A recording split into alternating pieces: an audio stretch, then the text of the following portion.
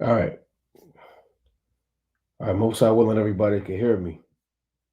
Right. All praise to the Most High again. Shalom, Shalom, Israel. Brother Naquam, watching for Israel, coming back at you with these precepts and another Monday Night Fire. Giving, of course, all honor and glory to Yahweh by Shema Mashiach, Woman like Abishai. Yeah, Amos saying Shalom, King. Shalom, shalom, King. Yeah, Bashim Yashab Barakatam. By Shema Mashiach, Woman like Abishai, Bakatham. We've been hell and high water, man. Dealing Satan trying to hinder this work, but all praise to the Most High. We back at it. Giving double honors to the elect elders of the house of David. Slakia, right? And a hearty, mighty shalom to all of the mighty men of the Most High God who are out there in the highways and byways, pushing this truth, magnify the ministry, presenting their bodies as a living sacrifice, and enduring all things for the elect's sake. Shalom to all of the men that may not be out there on the highways and byways as of yet, but they're working on it. They're getting built up in the spirit. They're praying, they're fasting, they're studying, they're being diligent, and they're abounding in the work of the Lord. Shalom, shalom. Shalom to all of the Aquath out there, the sincere sisters that are out there zealous, on fire, and diligent, moving in the spirit of our righteous foremothers. Shalom to the ancient men. Shalom to the children. Shalom to the elect of Israel scattered abroad throughout the four corners of the earth. And shalom to everybody tuning in live. You got it. You got it, King Salakia. Khan. Shalom. All praises to the Most High. Pray everybody had a mighty Shabbat, mighty start to the week. A lot of prophecy is happening before our eyes, and a lot of things that can shake the foundation of the truth that you may be trying to establish. So this not cold cut, this Monday Night Fire that we're going into is important when it comes to dealing with the brotherhood, right? Laying pride to the side, laying your emotions away when it comes to sound judgment. So, most I will, everybody can hearken in, attend and apply the precepts when needed, and don't let Satan overthrow something that's beautiful, in the sight of Yahweh Shem Yahushua. Kanye, and I want to get this in I want to kick it off with First Peter chapter 2 and 17. So the name of this lesson is love is demons that have or that can overthrow the brotherhood, right? And part of coming to this truth is not just how much breakdowns, and how much wisdom you acquire for it's like for parables and prophecy, not how many wives you have, or what you've accumulated from your social media in terms of likes and views and things of that nature. What's a very important part of this truth is the brotherhood, and these doubles through a plethora of different devices and satanic works. They've done everything they could do to stop the brotherhood from happening amongst the so-called Black, Hispanic, and Native American men. Right? Ultimately, we're going through these curses. Deuteronomy 28:54, the Most High said in Zechariah 11th chapter that he would break the brotherhood between Judah and Israel. So that brotherhood being broken is extremely detrimental to us as a nation.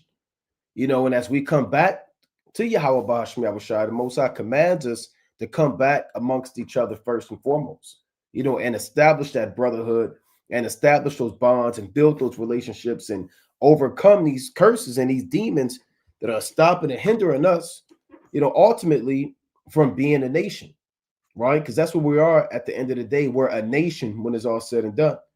This First Peter chapter 2 and 17. Honor all men, love the brotherhood, fear the Most High, honor the king. So you're commanded to love the brotherhood, right? Again, you got to think about how positive and all of the great things that come with having brothers like-minded around you. You get accountability, you get exhortation, you can get cut, rebuke, uplifted. It can happen all in the span of 30 days, man, a week. You get comfort, a brother defend you, a brother going to offense with you, right? You get counsel. All these things come from the brotherhood. And as we approach, the day of judgment, and as times wax more and more evil, you're going to have spirits that are going to try to creep in to hinder and disrupt the brotherhood, right? And it's up to you, brothers, to be cognizant of that and of those different spirits that you may, because those demons may hop on you. Those demons can hop on me. The brother Amos said, getting emotional.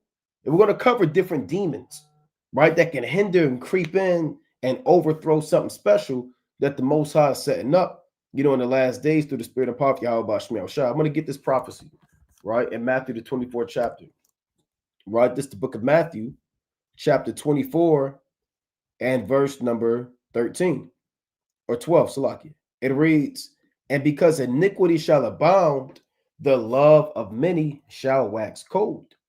So, like we always say, there are more prophecies other than missiles hitting America. There are more prophecies than just the famine. There are more prophecies than just Jacob's trouble.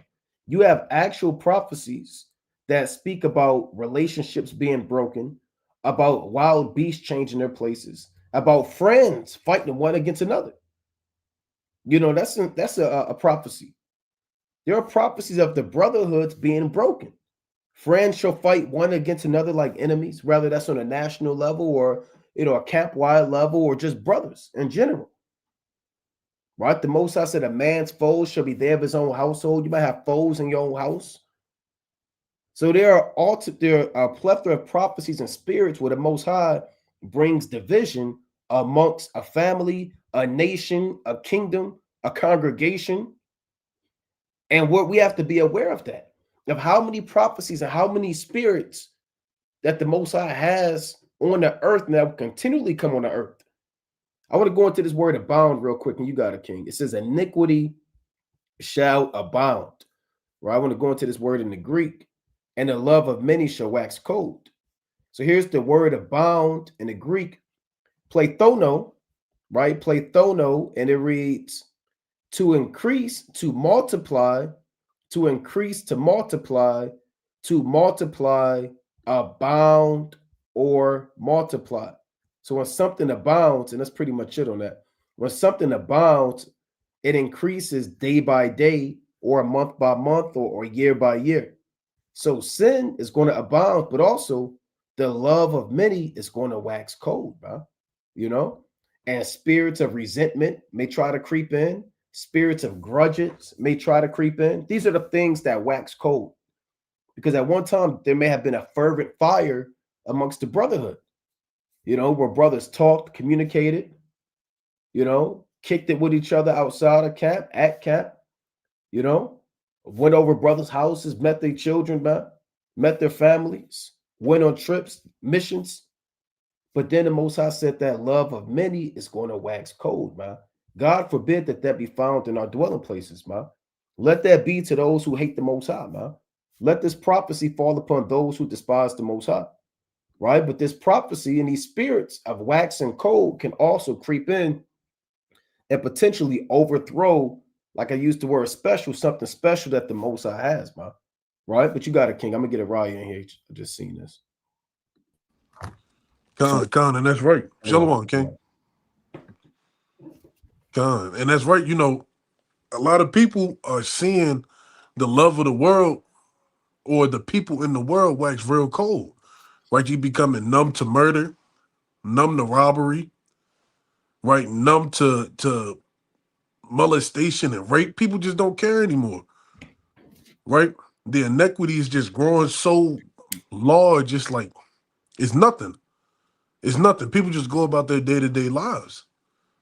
Right? And that's what being in this truth deters our people from. It shows our people how to have sympathy.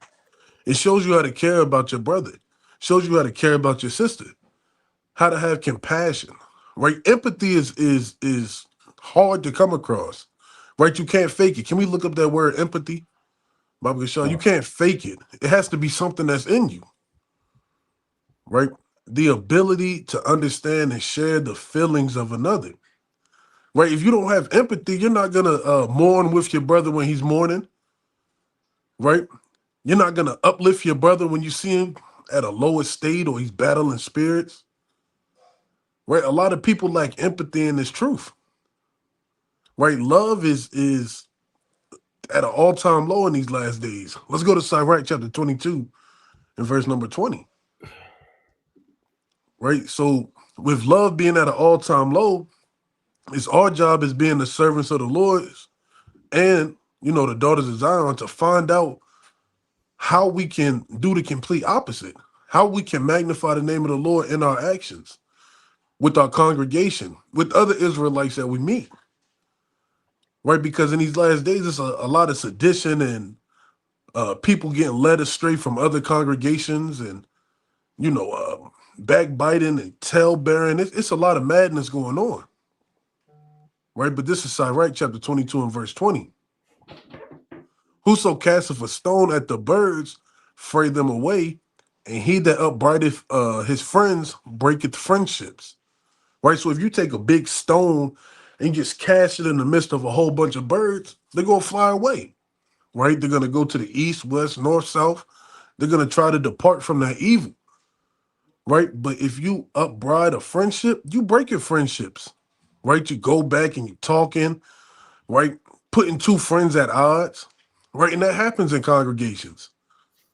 Right? People wanting to be the HNIC, right? People thinking that they deserve a higher rank than the other, right? I have more understanding than this man. He shouldn't be over top of me. Cause a sedition, cause murmuring, right? These things happen more than a little bit, right? More than what you may think, right? Though thou drawest a sword at thy friend, right? Though you may have a violent argument, though you may be at odds, though you may say things you truly don't mean because you're in the heat of the moment, yet despair not, for their way be a returning to favor, right? So I can get into it with these brothers on here, right? But that's not gonna overthrow a friendship that the Most High established, because there's always an opportunity to return and apologize, right? Be the bigger man, right? Show humility, take accountability for the things that you say.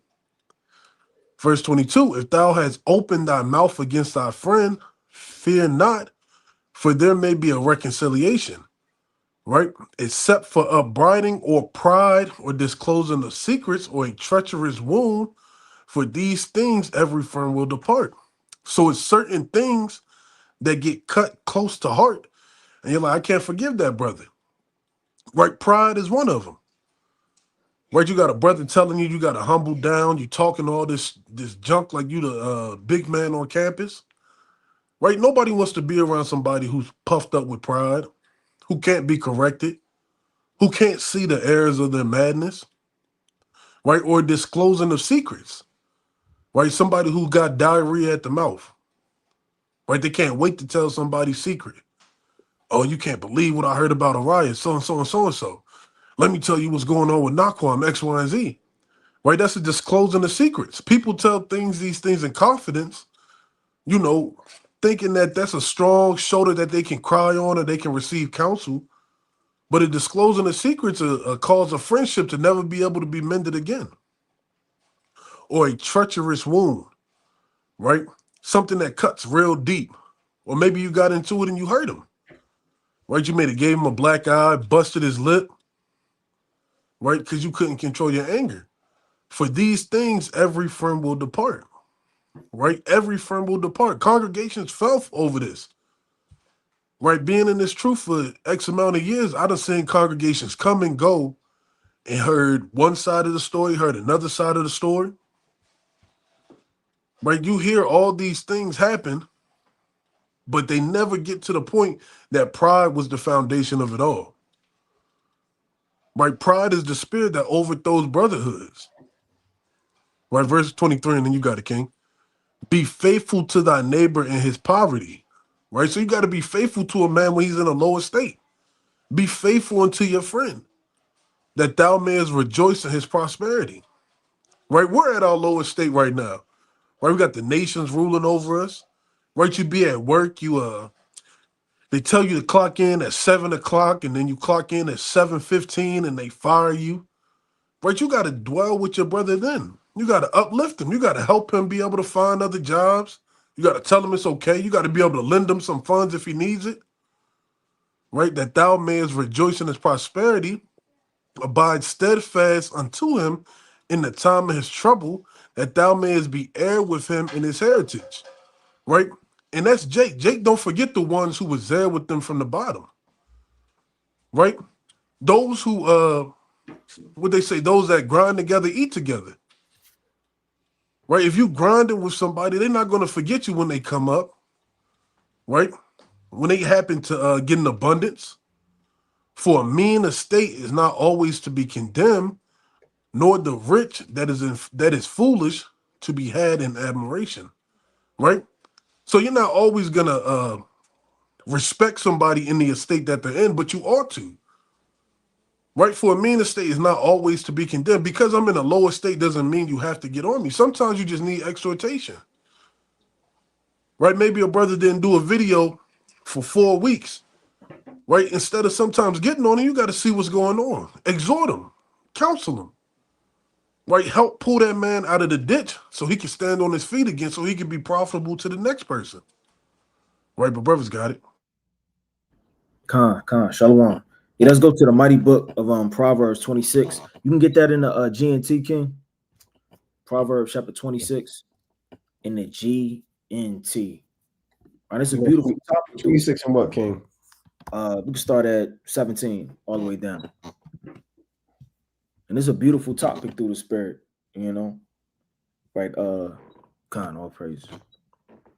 It's the book of Proverbs chapter 26. I'm going to start at 17. It says, getting involved in an argument that is none of your business is like going down the street and grabbing a dog by the ears. That's what a lot of people do. They get involved in matters that have nothing to do with them. Like to Amos's point, that's gossiping, that's tale bearing, that's being a woman, right? That's really like any brother that knows everything about everybody isn't a type of friend that you want close to you, man. That brother isn't a counselor, a leader, or should know these matters, and he's just grabbing these things, laying them to heart, to spew them out before men. That's a wicked trait to have. It says getting involved in an argument, right? That is none of your business. Some people actually choose sides. A brother may be arguing with another brother, and you more keen to like the one brother more than the other one. Now you getting on him, you double team. It has you to cast false judgment, make foolish decisions. It says someone who tricks someone else and then claims that it was only joking. You know what that is? Somebody jokingly saying the truth. And saying something wicked, man. Right? When you gonna get a new car? What's up with this and what's up with that? Just joking, man. Right? Your head is lopsided. Ha ha ha ha ha. Right? Always joking and chipping, but they're actually saying how they feel. People know people like that, especially on the movies. People cracking jokes and different things like that and saying I was only joking. No, that's how that brother feels, man. You got to really see how people treat you. Their fruit is going to always declare the spirit of that man. It's not going to be what he says. It's not even going to be sometimes what he does. It's the end all be all. Like the Lord said, the trial of all things is in the end. When you have to watch a man, just like Esau, he may smile, he may, give you a handshake, he may give you a raise, but the end of that man is death and evil. It says someone who tricks someone else and then claims that was only joking. Right here you are, you took a brother's money, man, because he dropped it. Right then when he finally pulled you up about it, he said, Jobs, I was going to see him I was just only going to see when you were going to say something, man. I was waiting it out. No, brother, you were robbing me. A brother, doing something. You got to watch brothers like that. It's like a crazy person playing with a deadly weapon. Who in the world juggles swords? Only a fool. Only a fool would juggle a weapon of daggers and different weapons, man, because they could cut themselves and kill themselves. The Lord said, without wood, right, a fire goeth out, right? You can move that real fast, King. It says, without wood, a fire goeth out. Without gossip, quarreling stops. So gossip is really like the former and the starter and ignition to really a lot of problems. The tongue and quarreling and gossiping. It says charcoal keeps the embers glowing, wood keep the fire burning, and troublemakers keep arguments alive. The Lord, it says troublemakers, meaning they're always just trying to laugh, they're trying to joke, they're trying to get off. Like a lot of people like arguing. They call it toxic traits. People have toxic relationships where they love to argue. They love to fight. That's how they get off. That's what fulfills them. Instead of working for a resolution, they just kindle more and more fires. says gossip is so tasty. How we love to swallow it, man. The same way people love to eat good food. You got a large spread, man. You got buffalo wings, you got this, you got that. You got a whole spread of food. That's the same way people lust to eat, right? Figuratively, lust to eat after gossip, man. You heard about this? You heard about that? You heard about this? You heard about that? People actually be on the phone for hours talking about other people. Hours and hours and hours talking about other people, man. And they don't even know if these things are true, right? It says, insincere talk that hides that you are really thinking. So you have insincere thoughts that hide what you're really thinking, right? Is like a fine glaze on a cheap clay pot, right? A hypocrite hates, so like it hides hate right behind flattering words. So a brother may say, Ak, I love you, Shalom. I love you, brother. But secretly he hates you. Secretly he flatters you. Secretly he gives you compliments. He may say, good teaching. He may say, everything's going to be okay. The brother may say, I'm here for you. The brother may say, I'll pray for you. But that's hypocrite talk. Hides hate behind flattering words. They may sound fine, but don't believe him, right? I mean, this is where discernment comes in. Again, moving by the traits. It says, because his heart is filled right to the brim with hate, he may disguise his hatred, but everyone will see the evil things he does. Brothers got it. Yeah, and these are all really hypocrisy is a demon. All these are spirits, man. All these are spirits that cause confusion, man. Right? All these are spirits. I'm gonna go to the classic in Proverbs 6 and 16. Right? This Proverbs chapter 6 and verse number 16. Right? And you got to fight the Lord. Before I get this, let me get this first in Ephesians. Right? This is Ephesians chapter 4 and verse number 1. I, therefore, the prisoner of the Lord, beseech you that ye walk worthy of the vocation wherewith ye are called. So there's a standard that the Most High has set for the men of the Most High. We're talking about the brothers. This is tailored to the brotherhood. Well, you have the sisterhood as well, but mainly you men, right? The Most High set the standard, and you have to fit that expectation and fulfill those standards of your vocation wherewith you are called. A vocation is an occupation, a career, a job, and we've been called to be priests, kings, servants to the Most High. And there are laws and requirements that we have to live by. And if we don't walk worthy of that, you're going to be terminated, right? You're going to be put to death. You're going to be destroyed, right? Verse number 2, with all lowliness and meekness, with long suffering, for bearing one another in love, endeavoring to keep the unity of the spirit in the bond of peace. So the brotherhood is not easy. It's not easy to hold on to a brotherhood. It may not be easy to get along with a brother. You might have a congregation, a camp with 35 different spirits, 30 different spirits, 4 different spirits. Everybody that may not have the same interest. Everybody may not love the same hobbies. Some brothers may take interest into this. This brother may not like this, and you can't be a brother that withdraws himself from the brotherhood because Amos and Ariah like to go bowling, and I don't like to go bowling. I can't be with them brothers, man. Right? Or them brothers, man, they like to drink, and I don't drink. Or they look at me, or brothers could look at me and say, well, that brother likes to, I'm just being facetious. The brother likes to fly kites, and I don't like to fly kites. You can't look at little things and cause that, allow that rather to be a reason for you to withdraw yourself from the brotherhood. You have to endeavor. Let me pull up the definition of endeavor. You have to endeavor to keep the unity.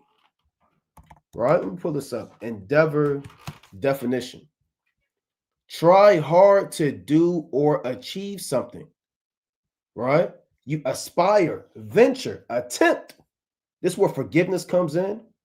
This is where the Lord said in 1 Corinthians, the 6th chapter, this is where being defrauded comes in. You might be in the right, justified in the situation, but you might take the wrong. to keep the brotherhood. You know, you might get that rebuke to keep it. There's so much that goes into the brotherhood, and it requires a lot of sacrifice, a lot of endeavoring, a lot of denying yourself and your emotions and what you got going on, because you know that the impact with the brotherhood is more is more beneficial to the nation than just you by yourself, right? Because if it's, you know, 4 brothers, 5 brothers, the Most High said a threefold cord is not quickly broken, you know. And if you got that times 3 and times 5 and times 10, you got an army right there. And you have to exclude your own emotions while you're in the army, or you're going to overthrow that entire army. You know, so this truth is about endeavoring, not just for you to stay diligent and make sure you're reading and studying and, you know, you're fasting and praying, but you also have to endeavor to keep the unity, because it can be easy. Them spirits can make it seem like it's easy or justifiable for you to withdraw yourself from the brotherhood, you know, and you'll convince yourself in your own mind why you think it's okay. And that reason may not always be a just reason. You know, so all brothers have to endeavor to keep the unity. Sometimes you gotta, and I quoted this, but I'm gonna read it. This I'm gonna go to 1 Corinthians, the 6th chapter. Right? This is 1 Corinthians chapter 6 and verse number. I'm gonna get straight to the point. I'm gonna read I'm gonna just read one. I'm gonna read a few verses, right? 1 Corinthians 6 and 1. Dare any of you having a matter against another go to the law before the unjust and not before the saints? Yeah, they had trials that they were dealing with, and they would go before these heathen and non-believers instead of handling situations in house.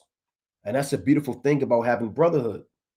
You can handle theft, you can handle certain situations, you can handle pride, you can handle argument, you can handle strife. Having a brotherhood, you have a judicial system, you have rank, you have order, right? And you don't have to worry about being defrauded by the heathen. You don't have to worry about them shooting you down in the streets. A lot of times, Jake, you rely on an unjust to resolve brotherhood matters. Even in marriages, I'm calling the police. I'm suing you. I'm putting you in child support. I'm getting a lawyer. You always go before the unjust to resolve matters. We got to get a therapist. They're going to tell you that you're wrong in this marriage, right? We're going to do this. We're going to do that. Having a brotherhood alleviates heathen from involving themselves in your business, man. Stop putting these heathen all in your business, man. Why would you allow a heathen who has no understanding and wisdom to intertwine themselves and thread themselves along the nation of Israel, man? We above all nations. Why would you take somebody that's below you and put them in a matter where they have authority to decide how your life is going to go? So it's good to have this brotherhood for these matters too, right? There's been plenty of councils and situations that, you know, all of us on this call have been involved in, whereas the matter, according to the Spirit of the Most High, was judged to prevent trouble, to save a life, prevent someone from being harmed. Whereas if they went to these other nations or whatever, you know, somebody that's a non-believer, somebody could have been doing, all hell could have been breaking loose, man. I'll just put it like that. You know, sometimes Esau pull up to the damn house and they start shooting. Then he asks later. Let me read on. Verse 2. Do ye not know that the saints shall judge the world? And if the world shall be judged by you, are ye worthy? It's like, are ye unworthy to judge the smallest matters? Right? We're going to judge everything. Right? We are worthy to judge the smallest matters. Know ye not that we shall judge angels?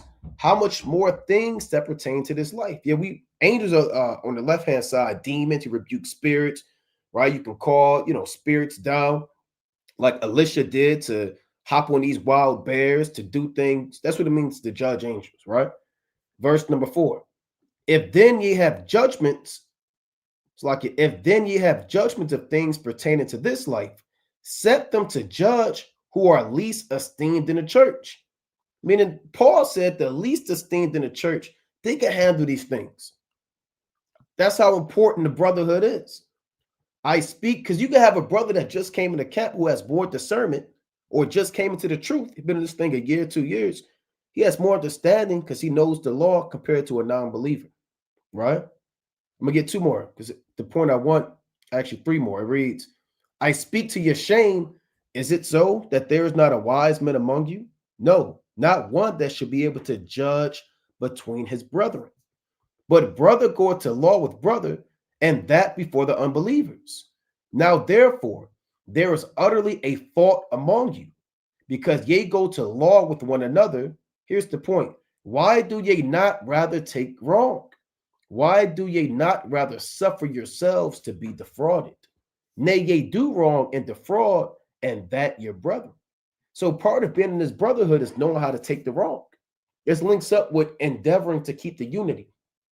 You got brothers that have left the camp for the smallest cowardice reasons. You know, I don't like the way that brother rebuked me. He told me to hold post, and he should have came to me. And the way that brother, you know, well, I don't like that brother. He yelled at me. I'm a man too. It small matters. His wife was getting on my wife, and we're leaving because his wife doesn't like my wife. Part of being in this brotherhood is knowing how to take the wrong. That's part of loving the brotherhood, because them spirits, them folly and minuscule spirits can overthrow everything. You know, why do ye not rather take the wrong? Why do ye not rather suffer yourselves to be defrauded? Paul said, why you ain't just turn the other cheek, man? And learning brotherhood is learning how to be defrauded. You know, brothers may make a decision that you may not agree with. Is that worth you separating from the congregation? If brother said, and I'm giving, you know, a semi-weighty matter, if brother said they want to hold camp at 1 p.m. because of X, Y, and Z, you said no, we should hold camp at 6 p.m. because of X, Y, and Z, and he spoke his piece, and you heard his reasoning, and they heard your reasoning, and y'all don't see eye to eye, and hey, look, man, you know what? The sheep gonna be out there anyway, man. Let's do camp at 12. You have to learn how to endeavor to keep the unity, because everything's not going to go your way in the brotherhood too, man. Right? So be mindful of it, the endeavoring part of the brotherhood, and of these spirits that are going to try to creep in, and brothers have to learn how to fight through that. The brothers got it. Con. And all that leads to is murmuring and backbiting, right?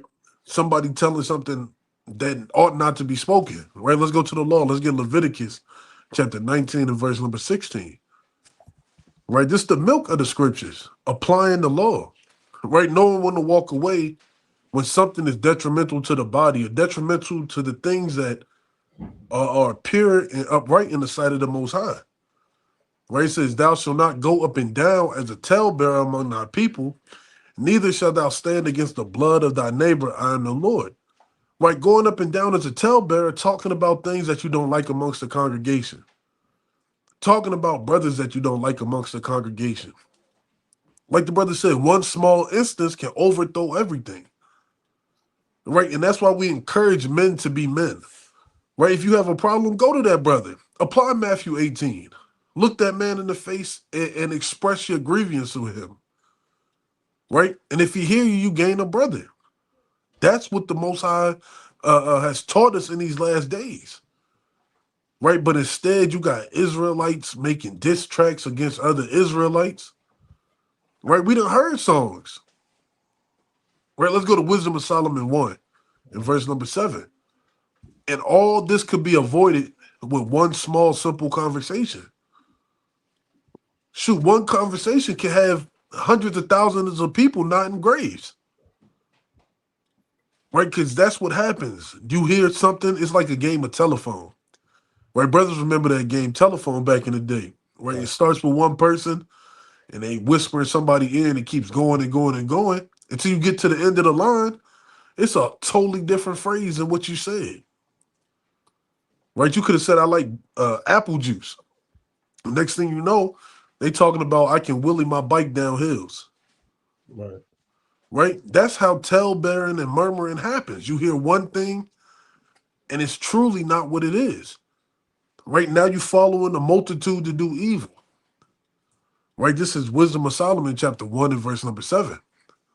For the spirit of the Lord filleth the world, and that which containeth all things have knowledge of the voice. Right? The Spirit of the Lord is falling upon all his children. Right? You got old men prophesying, young men having dreams, vice versa. It's beautiful right now. Right? And we're getting filled up with the words of the Lord. Getting filled up with how to deal with your brother, how to deal with your household, how to deal with your finances, how to deal with your health, how to deal with a plethora of things. You're well-rounded in the scriptures because the Spirit of the Lord is working. Therefore, he that speaketh unrighteous things cannot be hid. Right? Things that are uttered in the dark are always going to be shown and revealed unto light. Right? That one person who's always going around talking to somebody in the congregation is going to be brought to light. And don't think that you got the most tight-knit congregation that it can't happen to you. Wasn't Judas Iscariot right there with Yahushua? Right in the midst of him, seeing him work the miracles, hearing the beautiful sermons, hearing the dark parables, hearing all the things, and he still was in the midst of Yahushua. How much more us? Neither shall vengeance, when it punisheth, pass by. Right? And those men who like to backbite and talk, the Most High got a sense of humor. Right? Didn't it tell you that in Proverbs? That he's going to mock you and laugh at your calamity? Right? He got a sense of humor. Right? And everybody knows those people who do backhanded things that aren't comely, how strange calamities happen to them. They get put on blast. Right? They get embarrassed in front of the school or the congregation or at work. Right? It always works out like that. Verse number 9, for inquisition shall be made into the counsels of the ungodly. Right? So the Most High is going to try everybody's reins. He's going to try the things that you think, the things you speak, right? All the words that you may have uttered unto another man, unto another woman. That's why you got to have rule over your tongue, like it says in the 11th verse. You got to have rule over your tongue because one slip of the tongue can collapse a huge fortress. And the sound of his words shall come into the Lord for the manifestation of his wicked deeds. For the ear of jealousy heareth all things, and the noise of murmuring is not hid. Right? The ear of jealousy is going to be listening. Right? Oh, he said that? I knew he would say that. Something in my spirit told me he was going to do that. Right? And next thing you know, it gets passed on to the next person and passed on to the next person until everybody finds out. And it may not be true. Right? That's following a multitude to do evil. Right? That's Exodus, the 23rd chapter, the 2nd verse. Right? You hearkening into this murmuring and into this talking, into this falsehood. Right? You're following a multitude to destruction.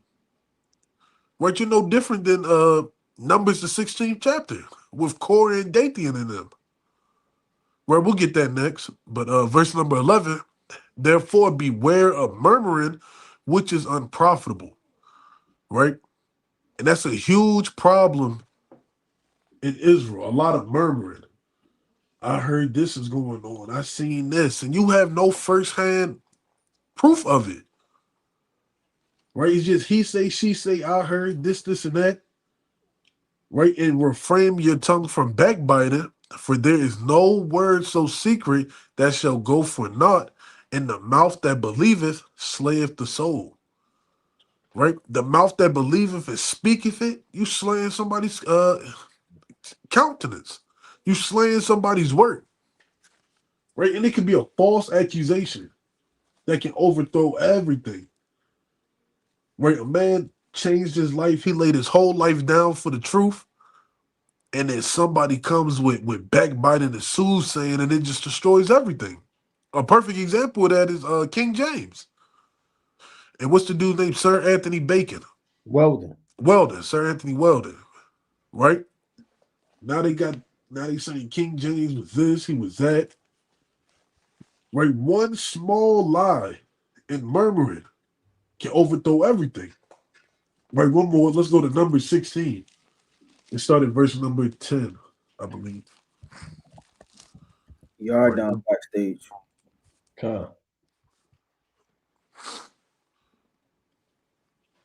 Shalom, King. Shalom, y'all done. Okay. Number 16. Let's start at verse number we can start at verse number 11. We'll start at 10. Shoot, we'll start at 8. I'll read 8. And Yeah. Moses said unto Kor, Here I pray ye sons of Levi, seemeth it but a small thing unto you, that the God of Israel has separated you from the congregation of Israel to bring you near to himself to do the service of the tabernacles of the Lord. Right? These men weren't just small men. Right? They did the work of the Lord. Right? They was in the tabernacle. They did offerings. Right? They lit incense. They did all the things that was the service of God. Right? And to stand before the congregation and to minister to them, and he had brought thee near to him, and all thy brethren, the sons of Levi, with thee, and ye seek the priesthood also. So these men are seeking preeminence over Moses and Aaron. Right? In the earlier verses, it says, man, we're all gods. We're all princes. Why should they be ahead of us? Right? Not understanding that the Most High sets order in a specific way. It's not for us men to know. Right? Me and the brother was talking about that earlier. It's not for us to know why the Most High set things up and has it in the way that he has it. Right? It's perfect in his sight. For which cause both thou and thy company are gathered together against the Lord, and what is Aaron that ye murmur against him? So when you gather together and you formulate a sedition or formulate a lynch mob, essentially, you're not murmuring against men, you're murmuring against the Most High. Because everything is rooted and started from the Most High. So if you have it in your spirit to gainsay and talk against, right, you just offering evil sacrifices unto the Lord, which is ultimately going to have you put to death. Because you're trying to overthrow what the Most High has set up. Right, but brothers got it. Let's go to the mighty book of 1 Thessalonians chapter 5 and verse number 12. 1 Thessalonians chapter 5 and verse 12. You know, for brothers that's in congregations, you know, to brothers' points, you have to know that there are statutes and commandments on how to rule a church, and that certain men are over you in the spirit. Doesn't matter how old they are, or it doesn't matter what tribe they're from. You can't say, well, this brother is from the tribe of Zebulun and I'm a Judite. He can't tell me what to do. You know, you can't have any foolish mentality on not being able to be directed, because that's what it really boils down to, is direction. You know, I say all the time, or I've said many of times, brothers aren't telling you what to do, they're guiding you.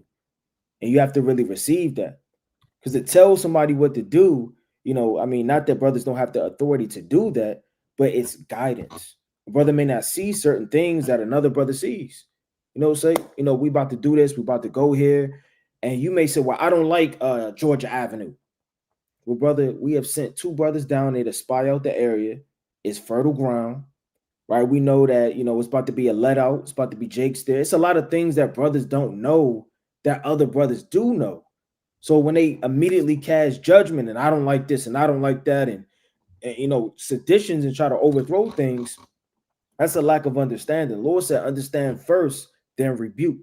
Or this is the book of 1 Thessalonians, chapter 5 and verse 12. And we beseech you, brethren, to know them, right? Beseech, meaning, look, you got to do this, right? To know them which labor among you. It should be good to know brothers in the church, meaning you have to be friendly. Yeah, you can't just be, okay, I'm from Baltimore. I don't care about no other camp that's in my congregation. I'm strictly focused on Baltimore. You have to know them that labor among you. You have to know the apostles, what brother strong suits are, right? I mean, even good advice, you know, from your wives. You know, wives, like, you know, this sister know how to sew. This sister know how to cook. You know, it's rubbing off on the family. You got to know them which labor among you. It says, and are over you in the Lord, and admonish you. Admonish you is getting on you. So in the scriptures, Paul is talking about there's certain men you have to know that are going to guide you. And in the midst of being guided, you're going to be guided on. Because there's a lot of things brothers may not perceive, understand, or it's a lot of mentalities that brothers have to break, man. You know, a lot of brothers still have that street mentality, and you got to break that. Brother got to get on you, man. You know, your Ak, you been too harsh to the sheep. Hey, Ak, your house is out of order. Hey, Ak, you need to do this. Hey, Ak, you need to do that. Hey, Ak, it's not even cold outside, man. You got to man up. There's certain things that you need to be pushed, because if you lean solely on your understanding, you'll be destroyed. It says, and to esteem them very highly. And you can't just look at a brother that the Most High has set up as an average nigga, man. As somebody that's just giving you orders, or somebody that's just younger than you, or just older, an old man. That old man keep talking to me, man. It says to esteem them very highly in the Lord. So like in love for their work's sake. And brothers do a lot of work, right? Not specifically us, but I'm just saying brothers in Israel. Brothers do a lot of work. They do a lot of traveling. They do a lot of setting up, a whole lot through the spirit of different congregations.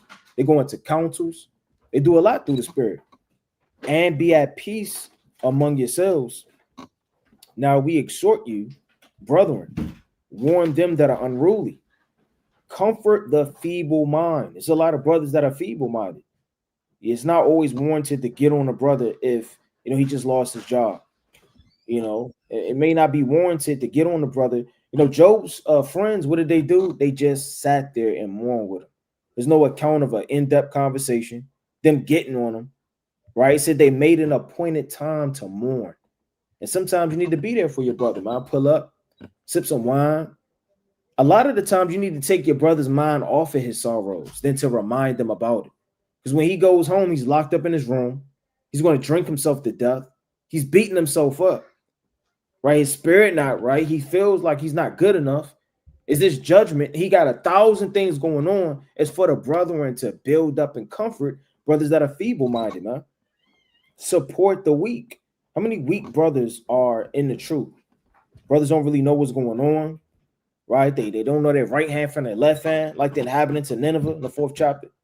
Right? They don't know really what's going on. They're weak in the spirit, man. Should I pray, or what should I do? It says, and be patient toward all men. Patience is very important. I can get the book of Titus, chapter 3 and verse 1. Being patient is extremely important, man. Because if the Most High wasn't patient with us, we wouldn't have endured this truth. Look how long it actually took. Let's be honest. Look how long it actually took for you to get to where you are. It wasn't an overnight journey. Me speaking as myself, it took me a long time to be as serious, devoted, and have my mentality so fervently, disciplined to be in this truth. And it wasn't a month. It wasn't 3 months. When I came into this truth, it took time. And the Most High's patience got me to where I am, to have a stronger zeal to obey him. But other brothers ain't like that. Right? This is Titus chapter 3 and verse 1. But put them in mind. You have to remind brothers this. Because if you don't put them in mind, brothers start to think there's no order, there's no structure. You can do what you want. It says, put them in mind to be subject to principalities and powers, to obey magistrates, to be ready to every good work. You have to be reminded that there are order, there are officers, there are captains, there are soldiers, there are lieutenants, right? There are vanguards. There are certain men set up, and certain men as well as soldiers set up, right, in war, right? Magistrates, you have certain men set up to, open doors and counsel this, and it's a whole lot going on. To speak evil of no man, to be no brawlers, but gentle, showing all meekness unto men. Just the point I wanted. For we ourselves also were sometimes foolish, right? And that's a fact. That's a fact. We ourselves also were sometimes foolish. You didn't always know the precepts like you know the precepts, man. You didn't always know counsel like you know counsel. It took time to remember these precepts. Like they say in the world, don't forget where you come from, man. Don't get to a point where you're too good, or you surpassed a couple of brothers, and that means that you're something. It says, and sometimes foolish, disobedient. These were the characteristics that used to be in you. Disobedience, deceived through covetousness, lust, this world, serving diverse lusts and pleasures, living in malice, meaning evil, and envy. The world's full of envy, man. I don't know nothing in this world that's not full of envy. When you even look at a rapper, you hate on him. That chain probably fake. You know, the mixtape wasn't that good. You know who he think he is? I rob him. You know, Jake always envying what the next man has. It says hateful and hating one another, right? And they hate, and brothers hate one another, man. Or they used to, rather. And they may not come out and say it, but through their actions, through how they came across with their brethren, man. You know, sometimes people secretly smile when, you know, people are doing bad. I knew he was going to mess up, man. You know, and that's an evil spirit. You know, it was one time in the world, you know, a long time ago, where I entered into this program and it was free. And I got other brothers inside of the program. And I felt good about that. But really thinking back at it, that's something it shouldn't feel good. That should be a reasonable duty to do, man. And I really felt good getting, you know, certain brothers in the program. Felt like I achieved something, or, you know, I did something for brothers. I felt a level of, you know, sense of pride on the right hand side about that. But looking back how brothers are now, when it's true, there isn't an opportunity that would pass me by that I would think of a brother. I don't send it to him every day. And that's the spirit we ought to be in, man. It says, let me jump down to verse 8. It says, this is a faithful saying, and these things will that thou affirm constantly, that they which have believed in God might be careful to maintain good works. So it's not about, you know, a good week. It's not about a good month. It's not about a good summer. It's about maintaining. Maintaining could be hard, man. You know, it may be hard to read, you know, consistently. It may be hard to fast consistently. It may be hard to put your body in subjection, but you have to maintain good works. It says, these things are good and profitable unto men. Brothers got it.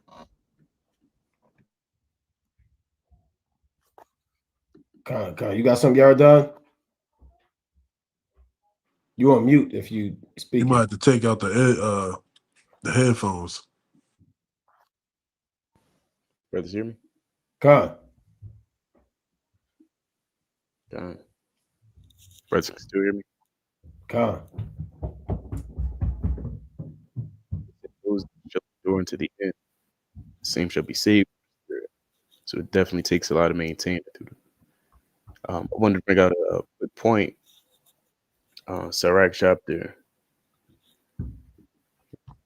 18. It's like, yeah. Sirach chapter 28 and verse 8. Con. Not to take it too much from another direction, but it reminded me of something. Abstain from strife, and thou shalt diminish thy sins. For furious man will kindle strife.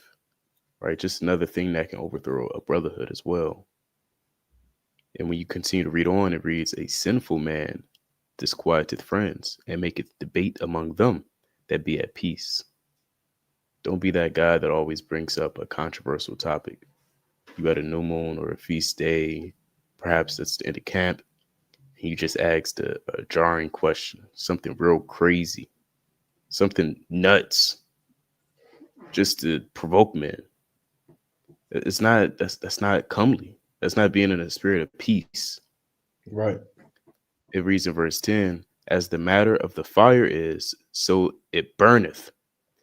And as a man's strength is, so is his wrath.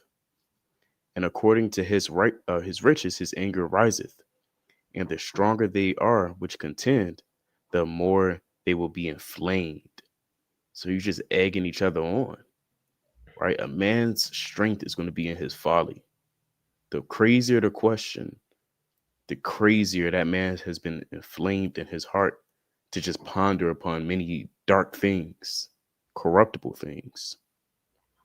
Verse 11, and hasty contention kindleth a fire, and in hasty fighting sheddeth blood. And you can fight with words. You know, the Lord said, what's that book of James, chapter 3, verse 6, if I'm not mistaken, you know, the tongue cannot be tamed. The tongue is likened unto a beast. The majority of beasts can't be tamed. You can't tame a lion. No man has tamed A gorilla, you can put it in a cage, but that don't mean you tamed it. You know, your mouth is the cage, but that don't mean it still can tame the tongue. Men slip up in their words every day. You stutter, you say something you didn't mean to. I mean, I'm sure not a day goes by where a brother doesn't say Salakia because he slipped up in his tongue. So, I mean, it just goes to show that it takes a large amount of discipline and carefulness when you speak, you know. So in verse 12, it reads this: If thou blow the spark, it shall burn. If thou spit upon it, it shall be quenched. And both these come out of thy mouth. And so that's another great way, not great on the right hand side, but great on the left hand side. It's a great way to destroy and overthrow a brotherhood. For those that be at peace, you always give them somebody's clothes. You always telling somebody to look fat. It's kind of, brother, you look fat. You're real big bone today, Ak. Hop on a treadmill. Eat some carrots. You know, it's the time and the place for everything, but, you know, my main point is that you got to be careful with the tongue. Satan is very crafty, like that serpent, and he's going to go to any member to make you go off. He may entice your eyes. He can entice your hands. Satan can entice your tongue to say things, you know, that ought not to be said. I want to give one more account in First Chronicles 21. Now it says two different things because it's two different accounts. I believe the first account is in 1 Samuel 24. This account is in 1 Chronicles 21. And it reads, And Satan stood up against Israel and provoked David to number Israel. It doesn't go into great depth on how he provoked David, but he did it. Somewhere, somehow, some way, he got in David's mind to number Israel. In some way, somehow, through whatever device Satan got in that brother's mind to make him say something he ought not to say. And so it reads in verse 2, and David said to Joab and to the rulers of the people, Go, number Israel from Beersheba even to Dan, and bring the number of them to me, that I may know it. And Joab answered, The Lord make his people 100 times so many more as they be. But my Lord, the king, they not all my Lord's servants. Are they not all my Lord's servants? Why then doth the Lord require this thing? Why will he be a cause of trespass to Israel? Nevertheless, the king's word prevailed against Joab. Wherefore Joab departed and went throughout all Israel and came to Jerusalem. Right, and so he numbered Israel. And when you read in verse 7, and God was displeased with this thing, therefore he smote Israel. And David said to God, I have sinned greatly because I have done this thing, but now I beseech thee, do away the iniquity of thy servant, for I have done very foolishly. And so the Lord gave him some options, you know, and you know, David was in a hot seat to where he had to deal with it and make that decision. So certain words can just make everything just certain words can make everything just get destroyed. But with that, I yield. That's right. That's right. That's right. Brothers making beautiful points. I wanna go to First Samuel. I want to touch on two things. One, I'm gonna let me back on one of the precepts that Raya read concerning envy, right? Because envy can definitely overthrow, something special that the Most High has, man. And envy could hop on anybody. Envy could hop on anybody. There's not one brother who has a force field around him 24/7. He can be attacked by lust or pride, but envy sees him and envy says, leave that brother alone. So these spirits could hop on brothers. All these spirits that brothers are talking about, pride and whispering and all these things, right? These spirits, can dwell amongst anybody. Now, this is First Samuel chapter 18, and I'm gonna read. Let's see what I want. I'm gonna start at 6. It reads, and it came to pass, and it came to pass as they came when David was returned from the slaughter of the Philistine, that the women came out of all cities of Israel, singing and dancing to meet King Saul with tabrets, with joy, and with instruments of music. So they came out to meet who? They came out to meet King Saul, right? That was in their mind. We came to meet King Saul. And the women answered one another as they played and said, Saul hath slain his thousands, and David his 10,000s. And David's like and Saul was very wroth, and the saying displeased him. And he said, they have ascribed unto David 10,000s, and to me they have ascribed but thousands. What can he have? What can he have more but the kingdom? Huh? So his mind is bad. That envy, he said, what more can he have but the kingdom? Really, really saw, man. They said it's a song, man. Right? It's a song. And they came to meet you. And they introduced a song about you killing your thousands. Okay, David is 10,000. It's a song. It's not that deep. David don't want the kingdom. What can he have more but the kingdom? David wasn't coming out to meet David, and David is not thinking about the kingdom, huh? But that envy, once that envy can come in, you start, man, them demons could come in, huh? Who does brother? His brother want my woman, man? Right? Who does brother think he is? This reminds me of how brothers look at YouTube. Man, that brother got or Instagram or TikTok or whatever, you know. This brother got 10,000 views. They have 5 comments, and it says you brought it out, or you're on fire, or fire emoji, whatever a brother or sister would like to put on there. Did another brother do a video, and the brother get 3,000 views, and he got 2 comments.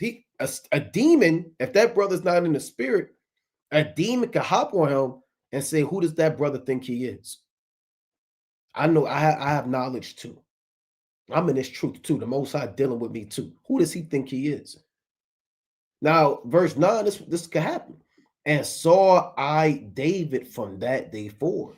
And now brothers eyeing you, man. You know? He may not come out and say he's eyeing you, but now he's watching you. So that envy could come in. And you can't let a woman overthrow a brotherhood. A lot of brotherhoods are overthrown by women. You know, well, I was courting her, or no, I seen her, and well, that's my rib, or I was dealing with her, and all types of spirits. Women can overthrow a brotherhood straight up and down. The Lord said and you have righteous women, so let's qualify that. But the Most High said, from the garments cometh the moth, and from the woman wickedness, and sit not at all in the midst of women. In another place, man. So if you got a tight-knit brotherhood, you can't let your woman or any woman overthrow the brotherhood. And your woman might not like another man's woman, man. Your child might not like his child. You can't tap into your woman's spirit and you become the woman, and now you got her animosity towards that household or towards that brother hitting that woman because you entertaining all these spirits instead of correcting your woman. So we've seen that too. A lot of this stuff, these are examples we've seen in Israel. Some of these examples we've seen in the camp. You cannot allow a woman to overthrow an army of the Most High. This isn't what's that movie when they was fighting over that woman, Odyssey? It was fighting over a woman. I think that was it. Trojan War from back in the day. Yeah, Homer's Odyssey. Yeah, Homer's Odyssey, the water. They had a whole war over a woman. I can't remember her name. Brothers probably remember, man. We was talking about that a long time ago, but she was supposed to be this damn. Basically, she was a demon. Nausicaa? It was Helen of Troy. That's what it was. Gone through water. Helen of Troy, man. So you had all these wars and murders going on over this woman. I was going to use another word. This woman. So if you got a tight-knit brotherhood, be mindful how Satan can use a woman, and that woman's intentions might be pure, but them demons can hop on you and you start seeing things certain way and it's not really there. And that's what Saul was on. What more can he have but the kingdom? That was never a question. That was never a motive of David. And you start looking at brothers' motives differently because your vision is perverted by a demon and darkness. So this is a real spirit that can overthrow again something special, man. Right? And imagine, we all know it's of the Most High, but how mighty would it be with Saul? Because Saul was mighty at one time, and David's might. Now we all know it was of the Most High, but those powers together, when Saul was diligent and David was, it'd be unstoppable. But we all know all things are, written for our learning. But it was division. Whereas Saul and David on one accord, man, it could have been beautiful. But again, we all know that the Most High set this up of old. I want to get another one real quick in First Maccabees. Right? First Maccabees. So be mindful. A lot of brothers, you got wives, you got women in the congregation. That's fine. All praise to the Most High. Treat them well, instruct them, make sure they're taken care of, protected. The children are taken care of. But always be mindful that a spirit can hop on a woman. It can hop on your woman. And stop pillow talking. Pillow talking could overthrow a congregation. The Lord said in Micah, the 7th chapter, keep the doors of your mouth from her that lieth in thy bosom. How, I don't even know if irrespectable is a word. How, how heinous? How heinous would it be if I'm sitting up, laying up with my woman, talking about Amos? That's such a cowardice, or Ariah or Yaradan, or any brother. What am I doing in my bed thinking about another man talking to my woman? That's on my mind. What he do now? Yeah, I can't stand Amos, man, because he ain't even bring out that precept. I told him I was holding the precept. He ain't even allowed me to bring it. And that's his problem. Because, and then, your woman, yeah, I don't even know why you're in that camp. They never listen to you anyway. What if you was in charge? And you start pondering the things that are wicked. So be mindful of that pillow talking too, man. That could overthrow what the Most High got going on. Because I'm gonna read one more, and brothers got it. These are things that these are spirits, man, that brothers got to be mindful of. Right? Just touch one more envy. First Maccabees 15 and 55. Now, what time as Judas and Jonathan were in the land of Gilead, and Simon his brother in Galilee before Ptolemais, Joseph, the son of Zacharias, and Azarias, captains of the garrison, heard of the valiant acts and warlike deeds which they had done. So these men heard what Simon, Judas, Maccabees, Jonathan was doing. They was burning cities down, leaping over walls. They heard all these things. Wherefore they said, let us also get us a name and go fight against the heathen that are round about us. And nobody told them to do that. That's where envy comes in, and hearing and watching. Brothers, instead of staying focused, you're too worried about what Yaradan is doing. You're watching how many views he got, how many likes he has, how many followers he has, instead of focusing on building yourself up and the shortcomings you have, and praying and waiting for the Most High to set you up if he decides even to do that. The Lord said, wait on your ministry. The Lord said, humble yourself before the Most High, that he may exalt you in due time. The Lord said, work your work betimes, and at his time, he will give you your reward. Instead of being patient and waiting on the Most High to work with you, you're jumping the gun, and you're going outside of your lane. And you're going to do damage to yourself and to those that are involved with you. So they said, we're going to get ourselves a name, and we're going to be famous too. And you see that in Israel, right? Verse 58. So when they had given charge unto the garrison that was with them, they went toward Jamia. This is complete insubordination. They're going rogue. They're going rogue, right? Then came Georgius and his men out of the city to fight against them.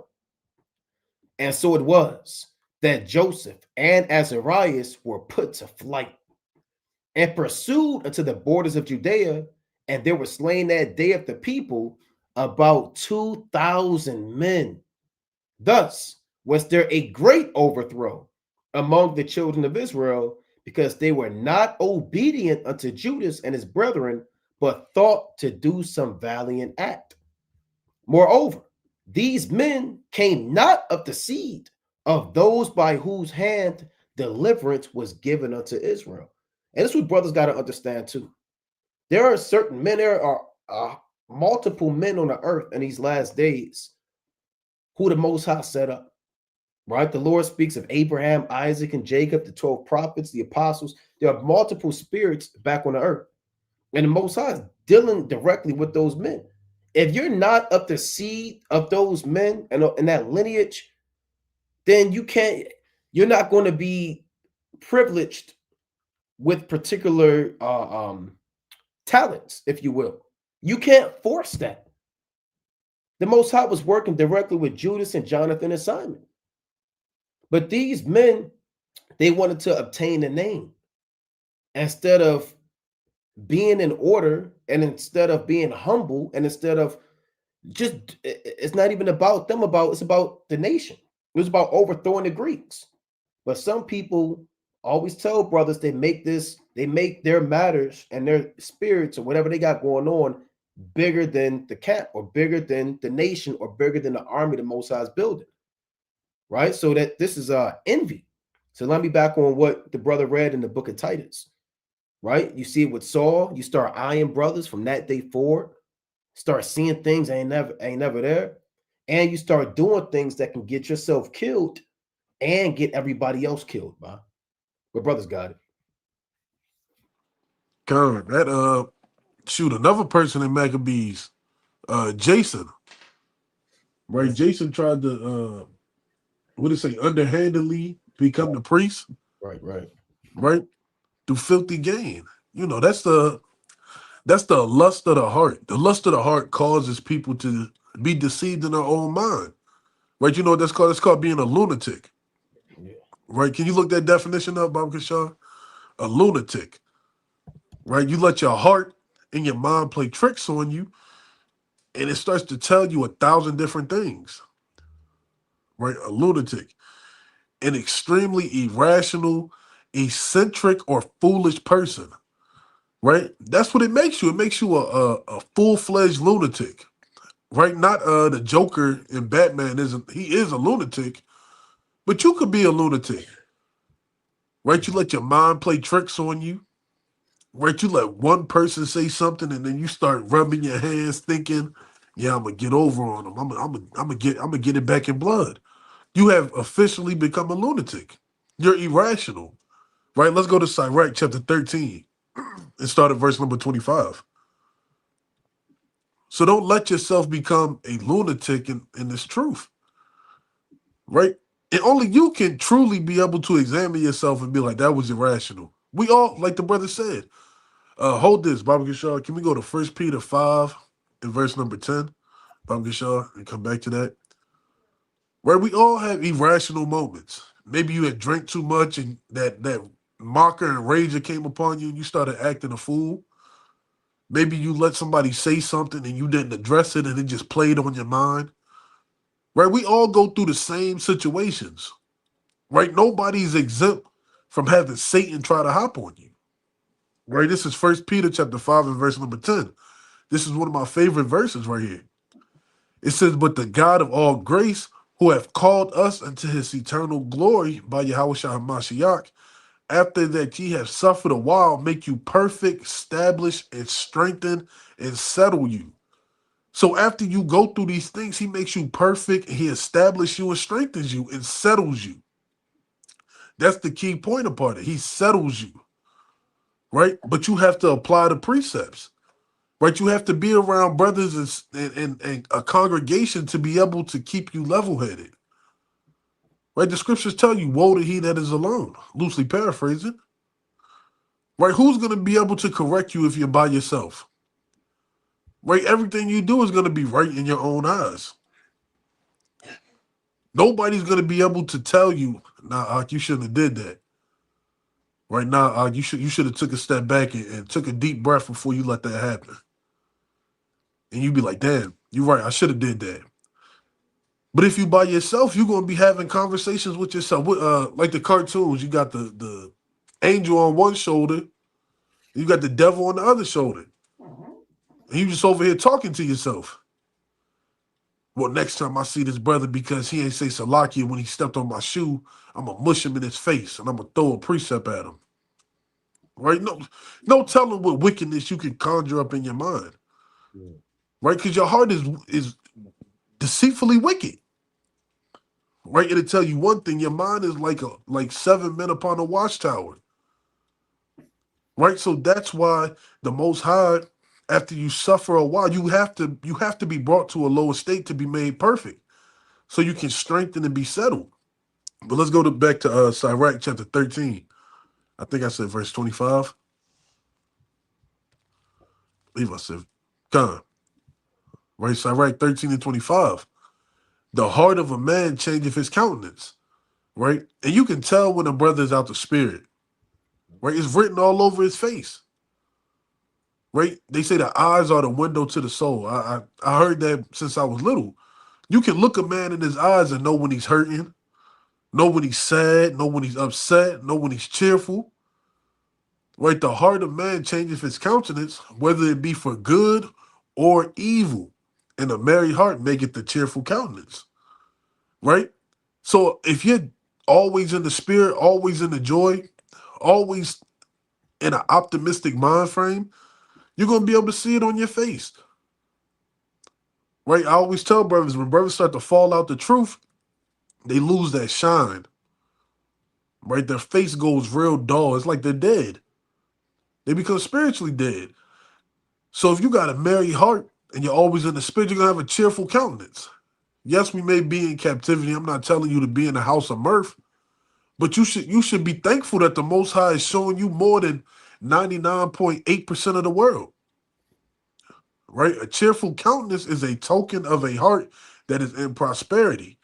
And the finding out of parables is a wisdom labor of the mind. Is a wearisome labor of the mind. Right? So you should be cheerful because you're learning deep parables. You're learning how to move in the spirit. You're learning how to deal with your brother. You should have a cheerful countenance. Right? No brother should look at you and be like, here comes, what's that donkey's name? Eeyore. Right? Here comes Eeyore. Here comes somebody coming to bring me down. Oh, here we go. We got to deal with this again. Right? That'll overthrow a congregation. Somebody who's always down. Somebody who's always depressed. Somebody who just can't have a good day. Right? You'd be like, Shalom, King, how you feeling? Oh, what is there to be happy about? Nobody respects me. Oh, go ahead, King. The brother starts saying, Shalom, peace. Right? What do you mean by peace? Right? And you don't really know what Shalom mean, and he start pulling up the curses. Start going on a spill. Right? Damn, set up a soapbox and just start ruining your day. Right? That's why you got to always be in the spirit. Right? You got to think, if everybody was in the spirit, how much more beautiful all these congregations should be. Right? Even in the arts, it'd be dealt with wisdom, brotherly love.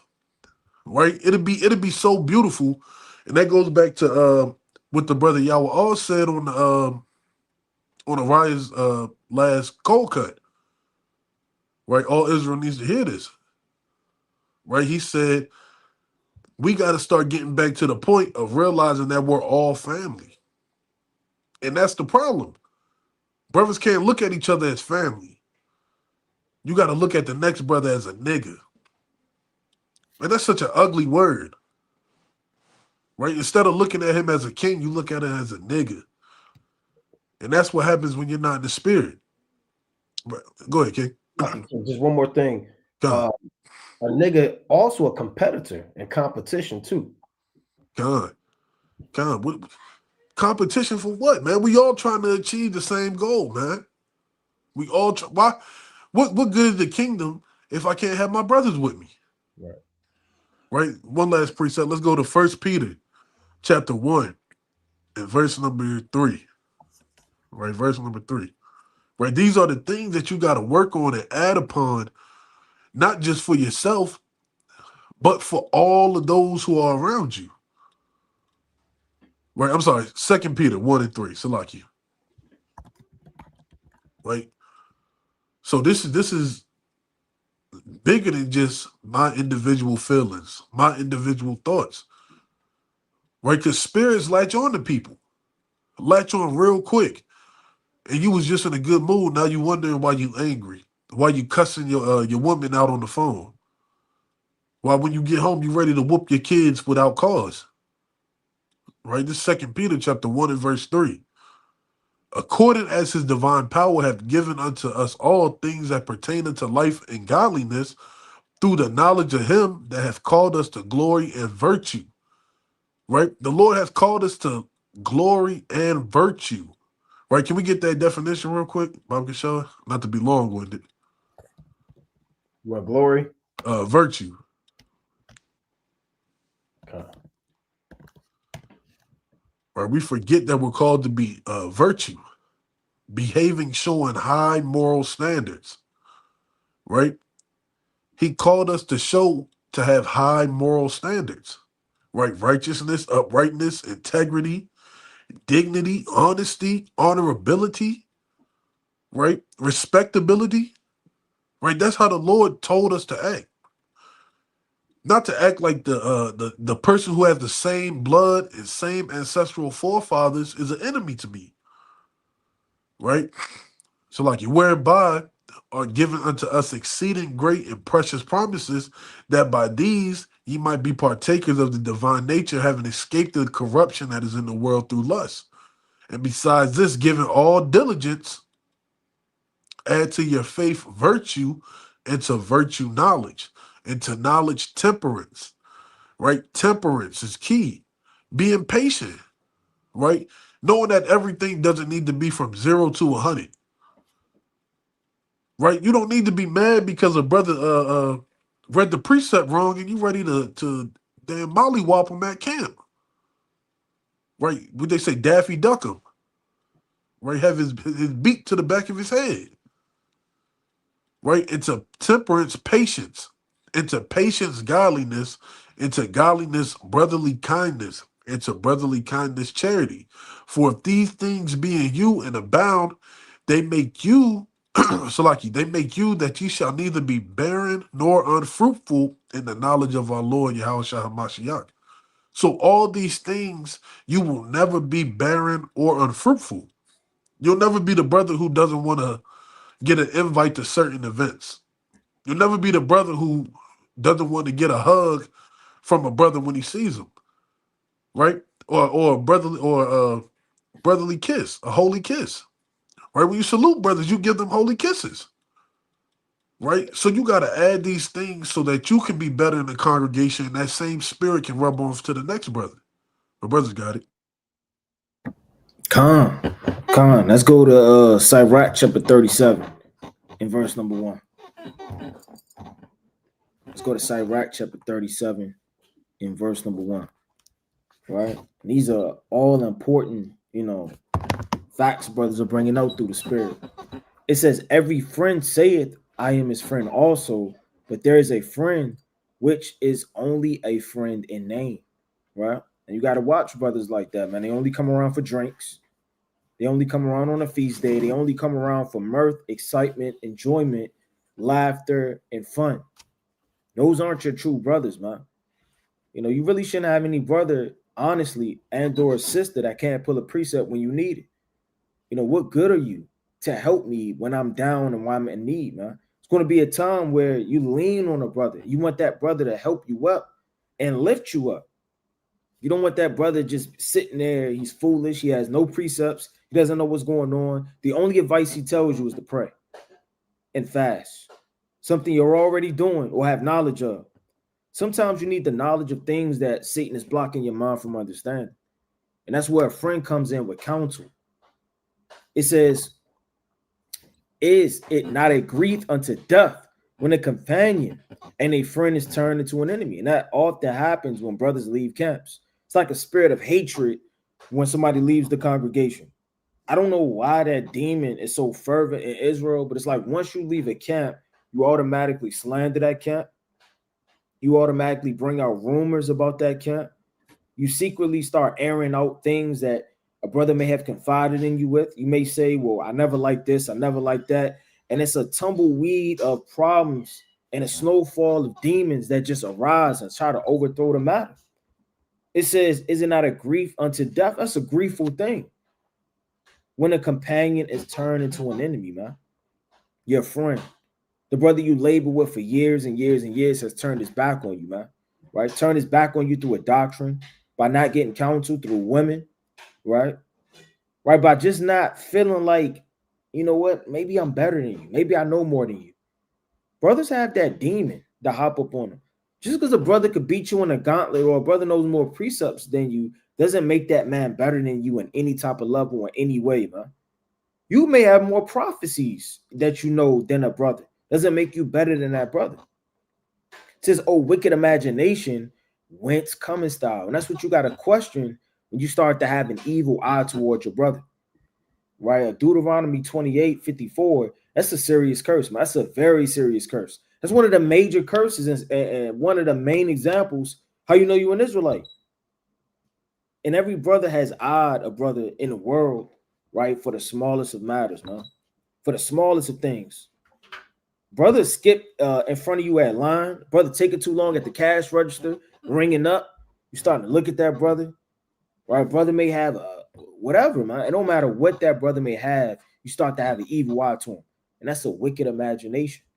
It says, and to cover the earth with deceit, there is a companion which rejoiceth in thy prosperity of a friend, but in a time of trouble he will be against him, huh? And that's off. See, when it's time to clean the school, when it's time to give charity, when it's time to carry the signs, when it's time to, travel, when it's time to do burdensome things, like a brother get a flat tire and a brother pull up on you, he's nowhere to be found, man. He's nowhere to be found. When it's 30 degree and or 20 below outside and it's a winter camp, he's nowhere to be found. You call him 3 times throughout the week, he's nowhere to be found. He only pulls up for mirth, excitement, and joy, or he only stays. Certain people, if you're reading or the lesson is over, they'll leave. Unless you got a bottle, some drinks, some mirth, some fun, some music. Other brothers, they stay around for the brotherhood, man. You shouldn't need a bottle. You shouldn't need music. You shouldn't need some type of something that was planned out to enjoy brothers' company, man. I mean, who else are you kicking it with? What else are you doing? Who else is your companion? Who else do you call your brother? It says, there is a companion which helpeth his friend for the belly, meaning his own devices, his own thoughts. I'm only helping him so I could pull this favor later, man. I'm only helping them for XYZ. I'm only helping them. Some people only help people so they could be brought up in praise. Yeah, last week I had a flat tire, brother Zion, he came through, man. All praise to the Most High. The Lord used the brother Zion. He's secretly getting off.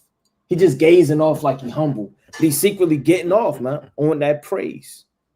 Brothers get off on certain devices. He's helping you for the belly. And taketh up the buckler against the enemy. Forget not thy friend in thy mind. What does this mean?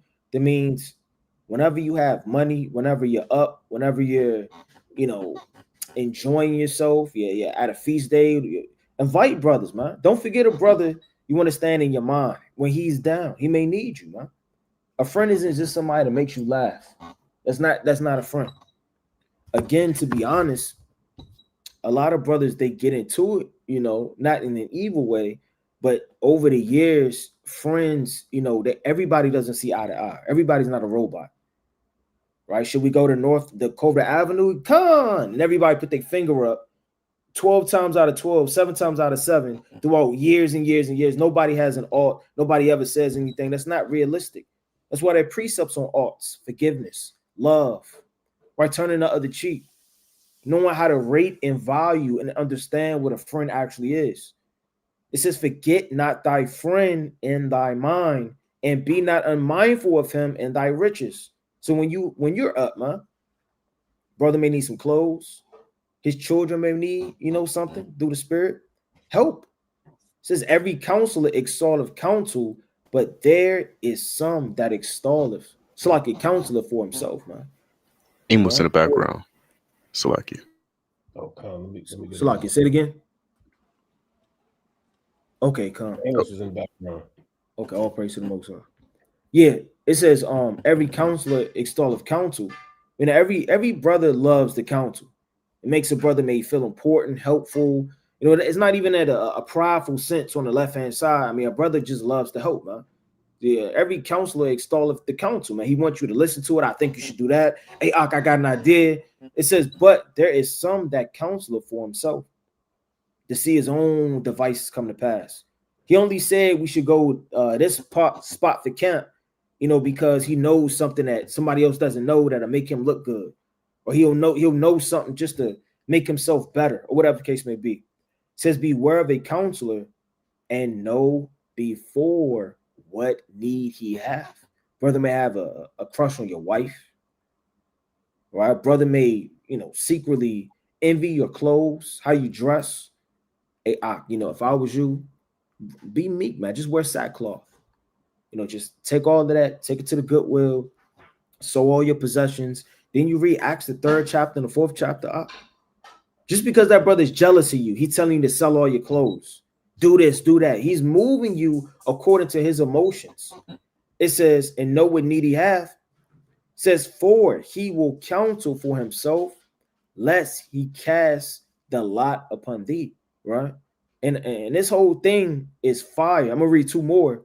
This whole chapter is fire. It says, and saying to thee, thy way is good. When the way isn't good, man. Just so you can get overthrown, like David did, right? Uriah the Hittite, man. He said his way was good, right? And through deceit, he had him slain in the battle. Put him on the front line. It says, and after he standeth on the other side to see what shall befall thee. And that's not a sincere spirit. Hey, Ak, I really think right now you should go tell the brother that you're offended. Knowing this brother had 4 drinks in him. He enjoying the feast day like this. He feeling himself. His mind not right. He in mirth. Hey, now is the opportunity to rebuke him. If I was you, I mean, the world about to end. You don't know if you'll see him again. It's maybe on your conscience, right? All of these wicked devices, and then sitting like this, right, to see what will befall the brother. It says, consult not with one that suspecteth thee, man, and hide thy counsel from such, right, as envy thee. I mean, you shouldn't tell everything to everybody, right? And what it really boils down to is not the brother's knowledge, it's his sincerity, right? A brother may have little knowledge, little discernment, may not be as wise as the next brother, but he loves you. He literally, sincerely loves you and wants the best for you, man. Sometimes your family could give good advice. Not that that's over the counsel of the Most High or the prophets, but even your mother loves you. She'll say, you know what? I don't think you should go, take that job offer. It's far away. You're catching a bus. I don't think that's right because she loves you. So the precepts of the infinite wisdom and the prophecies, if that brother has envy in his heart toward you, none of that, that's all none of void. It says, and hide thy counsel from such as envy thee. Brothers got it. Can brothers hear me? Come. Oh, Con. Okay. Can I grab the book of Zechariah, chapter 11, verse 14? come. It's a heavy spirit. It's a curse. All of this boils down to the curses in Deuteronomy, right? Where a man shall have an evil eye against his brother. A demon can cause a man's eyes to turn evil and his mind to just be warped and think something wicked of another man. And so it reads, then I cut asunder mine other staff, even the bands, that I might break the brotherhood between Judah and Israel. And so, ultimately we got judged. But now that we have the commandments of the Most High, we know how to mend and glue that which was broken apart. And that's by keeping the commandments of God. That's why in the First John and the letters, it's a heavy spirit of love and loving your brother. That's why they said. That's why Yahushua said, if you hate your brother, you're a murderer. You're equivalent to someone killing and taking away another man's life, because that hatred is going to evolve. That hatred is to the point where there's no remedy. So you're likened to a murderer, and you can secretly hate a brother. And you may never know, or you might not think of it as hate. You may always have this certain view and remember what he did 3 years ago, and you always got that look on the brother. I remember he did that 5 years ago. What a nigga. I can't believe he did that. Same garment. He don't care. Just it's hate. It's a lot of secret hate. I want to grab another book, Romans 12 and 14. Might be 12 and 4.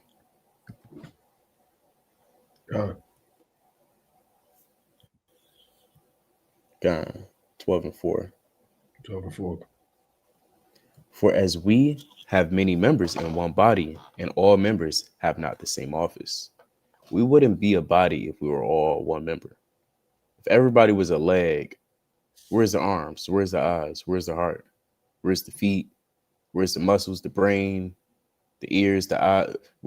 If we're all just that one member, we wouldn't be a body. A body consists of many components to make it function.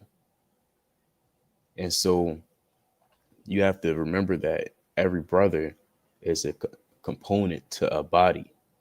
If that one brother leaves and or the parts or get cuts off, the rest of the body feels it.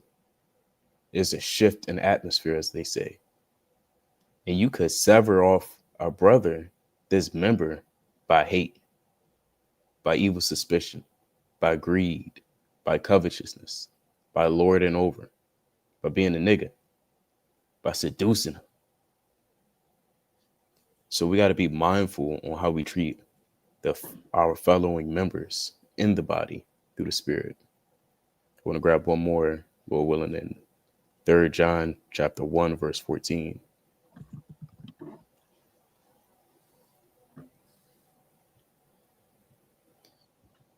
But I trust and really, really hone in and look at how our forefathers spoke to each other.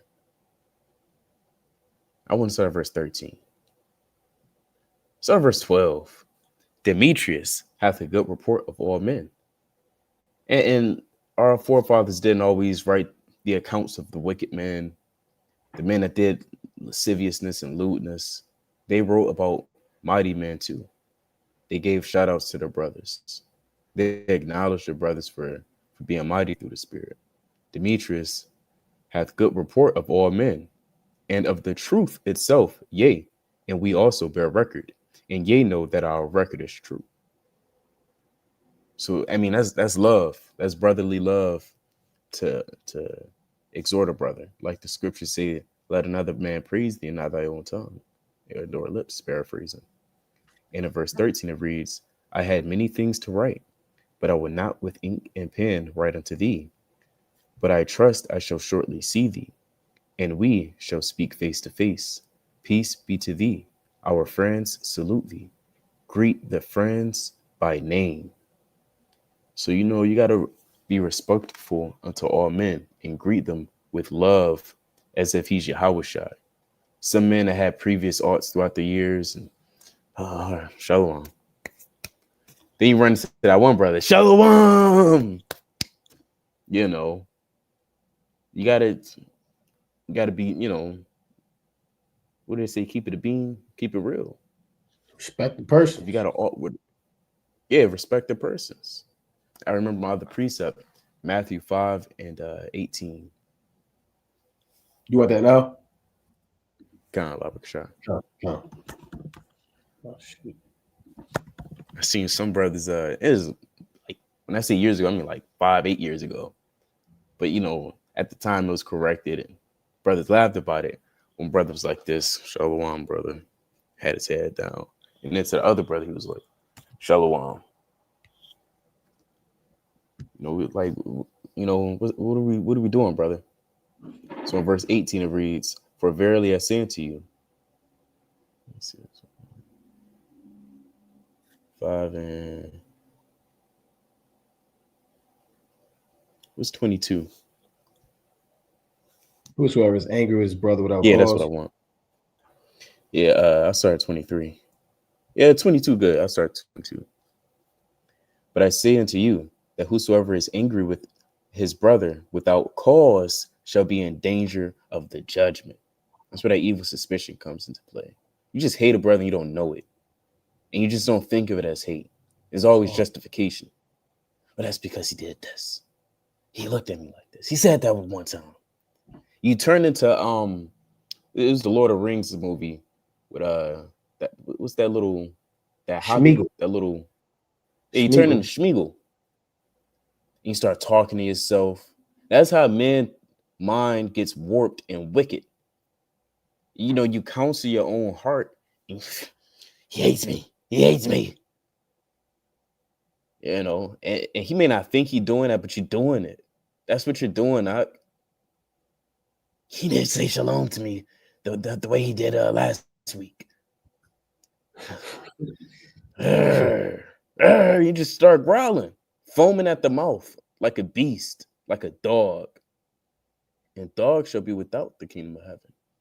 But it reads, "But I say unto you, that whosoever is angry with his brother without a cause shall be in danger of the judgment. And whosoever shall say to his brother, Racha, shall be in danger of the council. But whosoever shall say thou fool shall be danger of hellfire." You just got evil, corrupt, grievous, moth-eaten words in your mind for a man when you see him. When you see a brother, you don't see him in the light of Yahushua. That's when you know you hate a brother. When you don't see him as Yahushua anymore. You just think of him as that old man, a nigga. Verse 23, "Therefore, if thou bring thy gift to the altar, and there remembers that thy brother hath an ought against thee, leave there thy gift before the altar, and go thy way. First be reconciled to thy brother, and then come and offer thy gift." So I think about this when it comes to teaching and or really being at camp. It's complete vanity to be at camp when you have an ought with a brother. Your Right, work right. and labor is in vain. You're practically a tree with no fruit when you're at camp and you have ought with a brother. You might as well just go home and stay home because you got that evil, you know, that ought that you just can't let go. You just can't let it go. Again, leave there thy gift before the altar and go thy way. First be reconciled to thy brother. And can you Google the word reconcile, Baba Kishar? And you know, you give to the Lord, you know, through the spirit, fruits of spirit, teaching, passing on flyers, and you know, fishing, you know, perhaps holding a sign, bringing out that one precept. That's a righteous gift. That's a righteous sacrifice. And so you got to reconcile first, meaning restore friendly relations between, right? Harmonize, cause to coexist in harmony, make or show to be compatible. And when we went to war, you had the musicians as well, right? If brothers know the account, you know the account. You had the musicians, and you think the musician could have a ought with a brother and then be harmonized? No, they all had to be on one flow. They had to get the spirit right. You Right, can't just be an evil man blowing up the trumpet. It's going to have a nasty sound to it. right. A man's words, you know, your mouth is a trumpet, and you know when the sound is off. It's not tuned. You got to tune your heart accordingly. If brothers ever play instruments or make music, you know something got to be tuned accordingly. And if it's not, it's going to sound like doo-doo. But that was my last one. Thought I had one in John 10, but it may come back to me. Brothers got it. That's right. That's right. I just want to get another quick precept. Thinking about these various these are a lot of spirits, man. A lot of spirits can overthrow something special, man. Overthrow a brotherhood. And you brothers that are aspiring, to join the brotherhood, maybe you're looking for a particular camp, or you brothers that are in a camp already, a congregation, or not, it's just brothers. You may just come together and do what brothers do. Be mindful of these precepts that are being brought out and apply them, right? And apply them. Let's go to I want to get this in First Samuel chapter 30, and I'm gonna read 21. Right. Another thing that can overthrow a brotherhood is money, man. Riches, wealth, money. That overthrows a lot of things, man.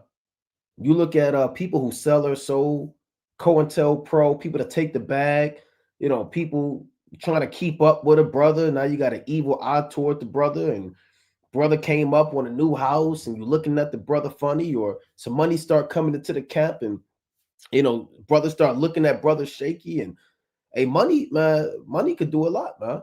So I just want to read this because this concern the spoils of war. Right, this First Samuel chapter 30 and 21. And David came to the 200 men, which were so faint that they could not follow David, whom they had made also to abide at the brook Besor.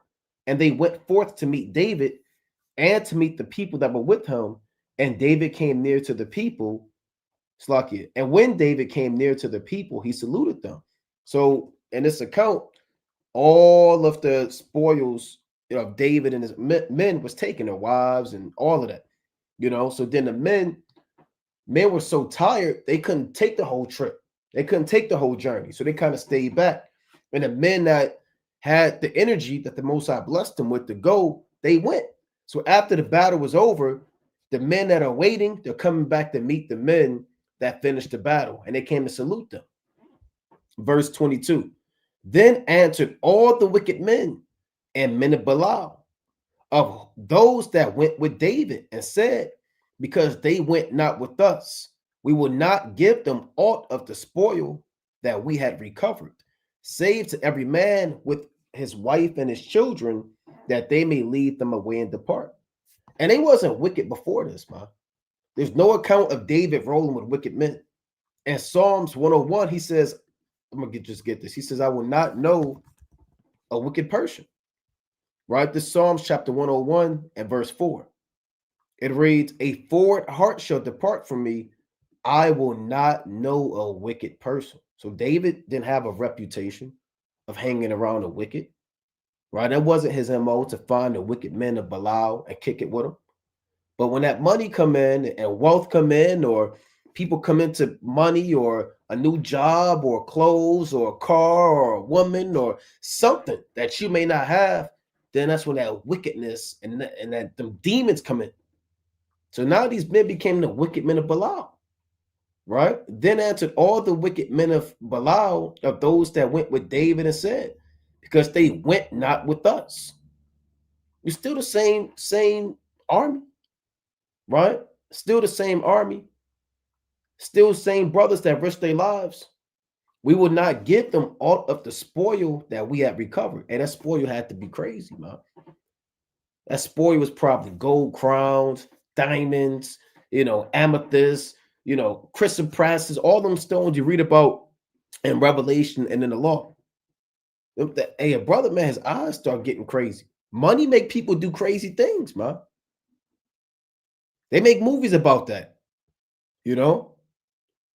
They make movies about this. It's TV shows about this. Right now, somebody's robbing somebody over money. They setting somebody up. Being the same. You said what? I think that one movie, Belly, he says something to the guy in a hospital. I can't remember. Yeah, man. That's the right one. Paid in Full. Scarface. All the movies, man. I can't remember what Cameron said. He was setting up this dude was in a hospital, man, trying to get him to go back out there. I'm out the game. I'm done. Nah, man, you need to, and he start cussing them out. Here it is, your brother. So like he said, niggas get shot every day, B. Yeah, see, them demons, man. Only a demon would say niggas get shot every day. It is your homeboy. He's trying to get out the game. He's trying to turn his life around. But them spirits come in. So be mindful, you brothers, you got up and coming camps with brothers that got treasuries, brothers that got money. Them spirits can come in with that, man. They say that in the world, more money, more problems.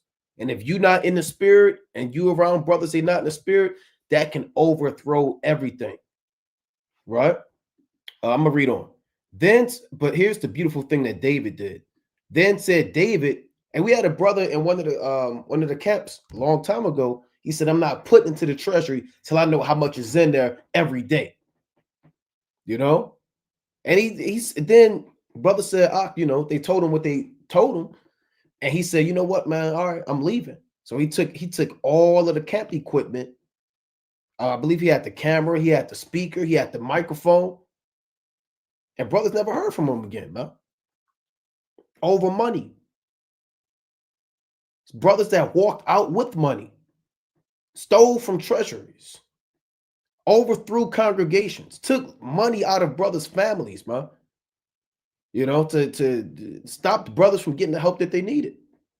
Brother took the money and took his woman out on a damn date, man. And took his dance rehearsal or something like that. Some type of madness, some nigga madness. Right? So this is 1 Samuel 30 and 23. Then said David, ye shall not do so, my brethren, with that which Yahweh hath given us.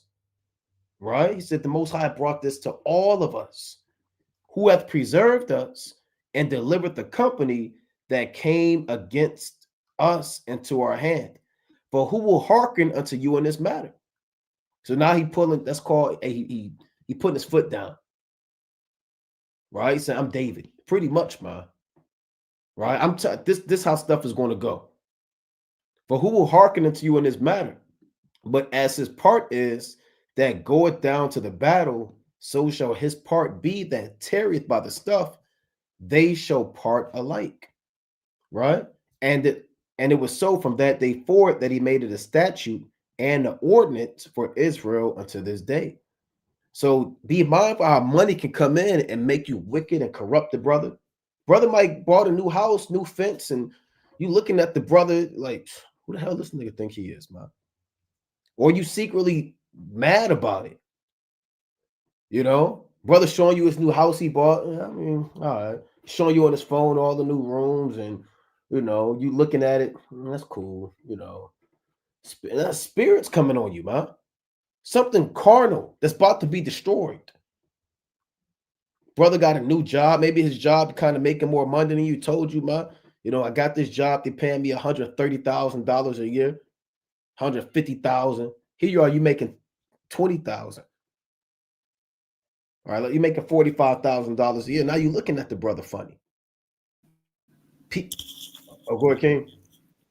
I was gonna say, saying he don't need that. He don't need all that money. You don't know what to do with it.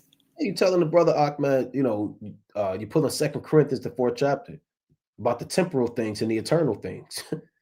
All right, you start rebuking the brother. So I'm gonna get one more on this, man. Right, I want to go to Matthew, the classic, right, chapter 27. So watch out for that money spirit, man. Right.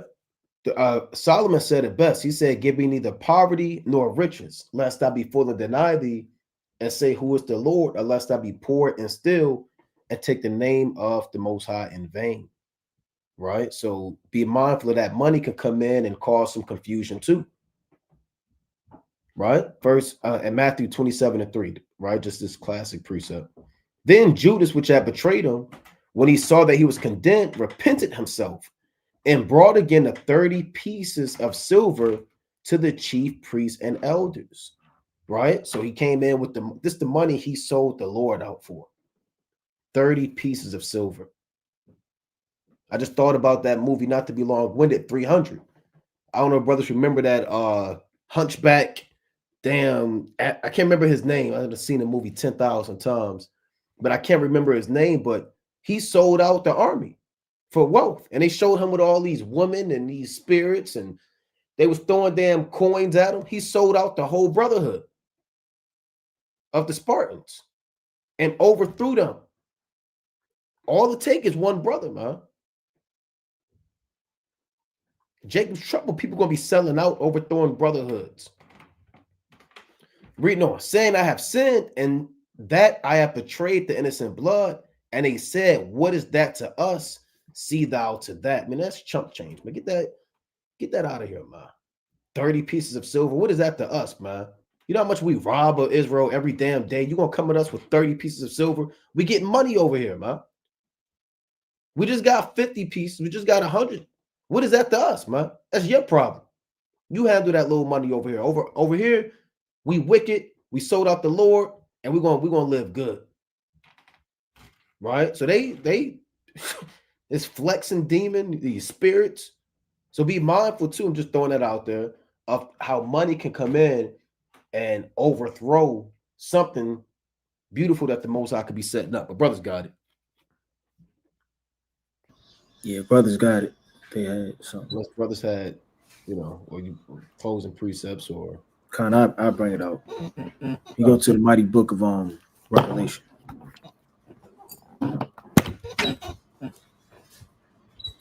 It's the book of Revelation, chapter 3, in verse number 2. It says, be watchful and strengthen the things which remain that are ready to die. For I have not found thy works perfect before Yahweh. Right, that's self-explanatory. Continue to keep watch and strengthen up things that are falling away. It says, remember therefore how thou hast received and heard, and hold fast and repent. If therefore thou shalt not watch, I will come in thee as a thief, and thou shalt not know what hour I will come upon thee. Right, so continue to keep watch, be diligent, right? Remember what you have received and heard. Man. That's multifold. That's faith, but that's also doctrine. In the last days, there's a lot of doctrine and heresies and wickedness going to and fro.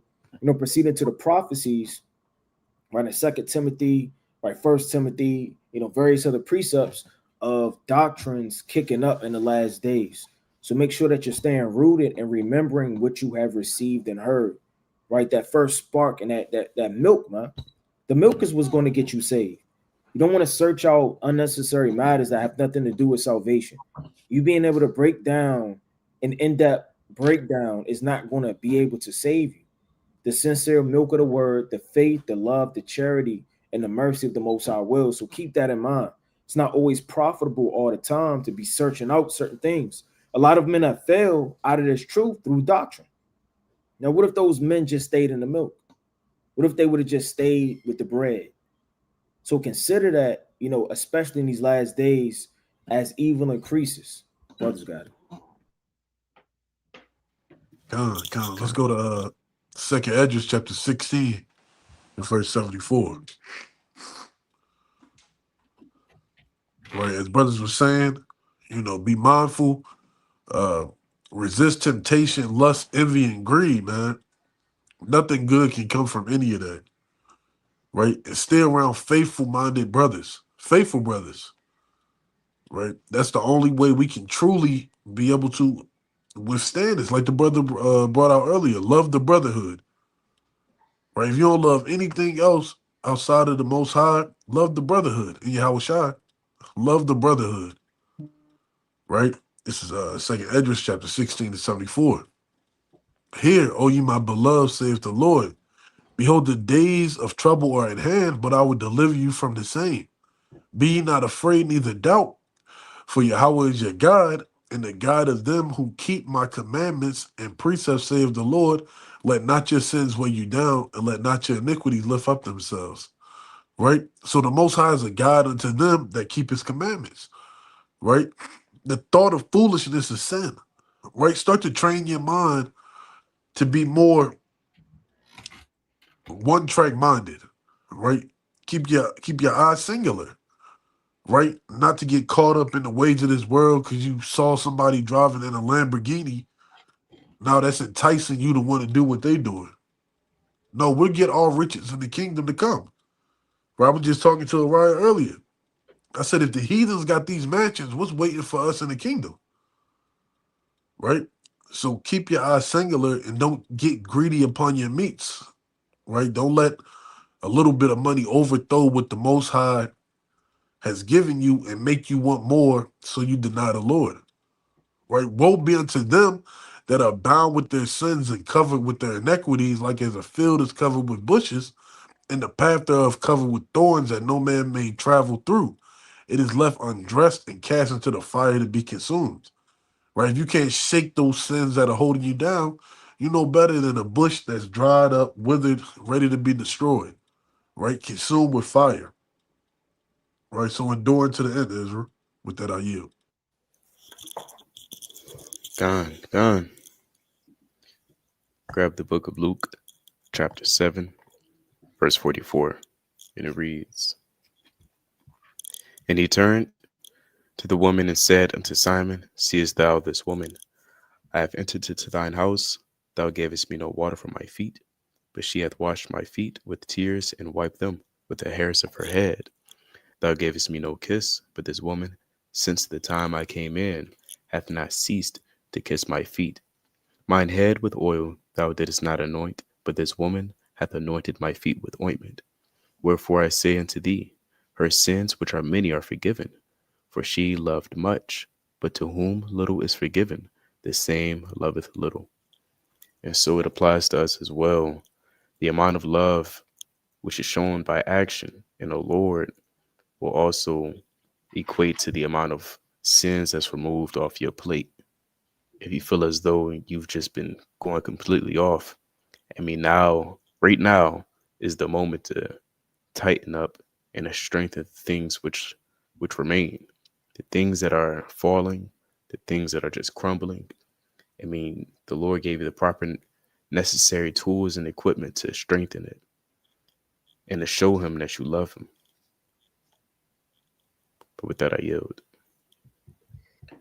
All praise to the Most High. I'm going to go to Revelation chapter 22 and 12. It reads, And behold, I come quickly, and my reward is with me to give every man according as his work shall be. And you see the prophecies unfolding. You see civil unrest every day, earthquakes, they're allegedly about to invade Venezuela, Nigeria, Iran is pushing forth. They're sending troops out there in the Middle East more and more. You got famines, civil, like I said, civil unrest, natural disasters, chariot sightings increasing on the earth. More and more Israelites waking up. More laws being passed to try to stop this truth. There's a lot going on the earth, man. And at any given second, things can go left, and they can go left very, very fast, man.